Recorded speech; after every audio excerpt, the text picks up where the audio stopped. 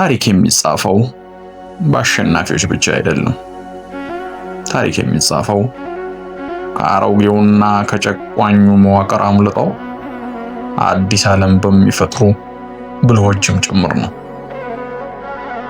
ዛሬ ወደ 3000 ዓመታት ወደ ኋላ እንጓዝና መድረሻችንን በአሸዋ ወደ ተከደነችው ጥንታዊቷ አዶሊስ እናመራለን። በ13ኛው ክፍለ ዘመን ቅድመ ልደት የጥንታዊቷ ግብጽ በታላቁ ዳግማዊ ራምሴስ ስር ነበረች። ግዛቱ እጅግ ግዙፍ፣ ስልጣኑም እንደ ብረት የተነከረ ነበር። ነገር ግን ማንኛውም ስርዓት ሊሸከመው የሚችለው የጫና ገደብ አለው።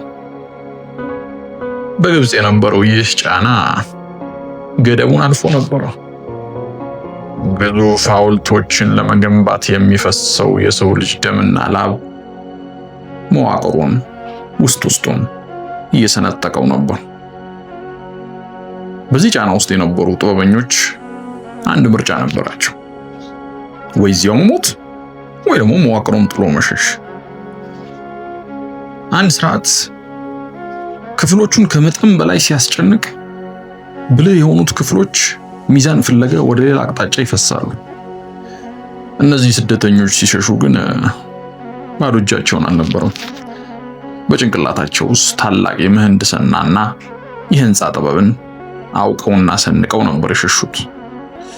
ዕውቀት ሊታሰር የማይችል የስርዓት ሀብት ነው። ከረጅም ጉዞ በኋላ ታዲያ ቀይ ባህር ዳርቻ ላይ ደርሰው እዚያ አዶሊስ የተባለችውን ከተማ መሰረቱ። በግብጽ የተማሩበትን ጥበብ ተጠቅመው ከባርነት ነፃ የሆነ አዲስ ንዑስ ስርዓት ፈጠሩ። አዶሊስ ዝም ብላ ከተማ አይደለችም። የአንድ ስርዓት ድንገተኛ መናወጥ የፈጠራት ተአምር ናት። ዛሬም ድረስ በአዶሊስ ከተማ በአዶሊስ ፍርስራሾች መካከል የምንሰማው ድምፅ አንድ እውነትን ይነግረናል። ስርዓቱ ሲከብድህ ጥበብን ይዘሽሽ። አዲስ ዓለም የምትፈጥረው በድፍረት ሳይሆን በያዝከው ዕውቀትና በምትፈጥረው አዲስ መዋቅር ነው።